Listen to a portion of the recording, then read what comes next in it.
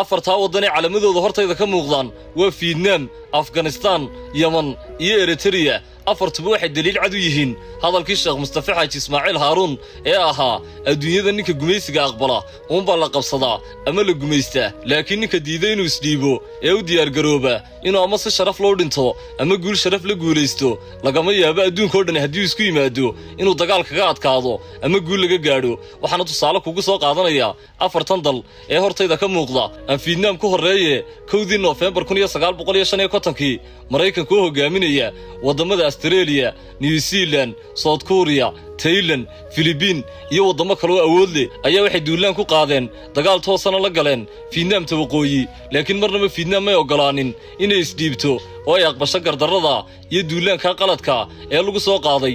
ugu dambeynna 19 sano 5 bilood iyo 4 wiig oo socday dagaal qaraadhi waxay guushu halka ku raacday Vietnam, waxaana Maraykanka iyo xulafadiisu baxeen iyagoo soo gaadhay jabkii iyo khasaarihii ugu ballaarnaa oo dusha loo saaray in ka badan 313,000 oo dhimasho ah, 1,340,000 oo dhaawaca iyo in ka badan 1 milyan oo nolosha lagu qabtay oo ciidankii Maraykanka iyo xulafadiisii. halkaasina waxa ku soo dhamaaday dagaalkii Vietnam. waxa sidoo kale inta dheeraa qalabkii dagaalka lagu galay oo isagoo aan tiro iyo cadad lahayn oo ay ka mid yihiin in ka badan 10,000 oo diyaaradood oo Maraykanku kaliya ku waayay. wadankeena labaad ee tusaalaha soo qaadanana waa Afghanistan.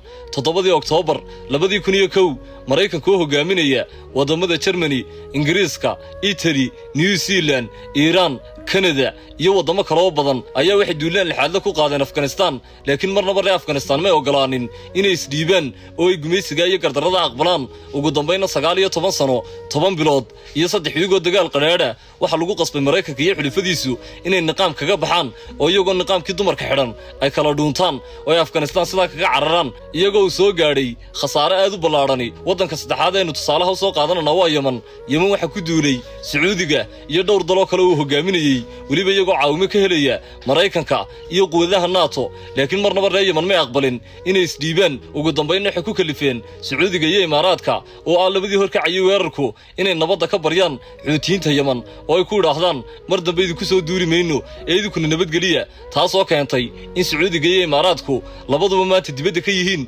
weerarka ku soo qaaday Maraykanku Xuutiyiinta Yemen ee ay kula jiraan Bahrain, Netherland iyo Ingiriisku. wadanka afraad ee tusaalaha soo qaadanana waa wadan yar oo la yiraahdo Eritrea oo Ethiopia ka go'ay 1993 kadib dagaal qadhaadh oo Ethiopia wada galeen, waxaana sidaa ku raacday isaga ama dhankiisa martay badii ka dhaxaysay in ka badan 120 milyan oo Ethiopiana. ilaa maanta xoog buu ku haystaa, mana jirto cid hadal qaadi karta ama oran karta Eritrea haysata badii Ethiopia lahayd. mar walba waxaynu aragnaa ra'iisul wasaaraha Ethiopia Abiy Ahmed oo ku celcelinaya bad baa naga maqan, waxaanu xaq u leenahay inaanu bad helno, laakiin mar qura ma oran karo badii Ethiopia lahayd Eritrea haysata. waayo waqtigan aynu joognaba laba gobol oo kamid ah Ethiopia Eritrea xoog ku haysata, laakiin mar qura Abiy ma oran karo xoog baan idinkaga saaraya ama dagaal baan idin la gelaya. waana 3 milyan oo qura dadka meesha ku noolay, laakiin waxaanay ugu talagelin inay isdhiibaan oo ay guul darrada aqbalaan. waana sababta Ethiopia 120 milyan ka badani aanay u soo hadal qaadi karin ama ay uga cabsanayaan.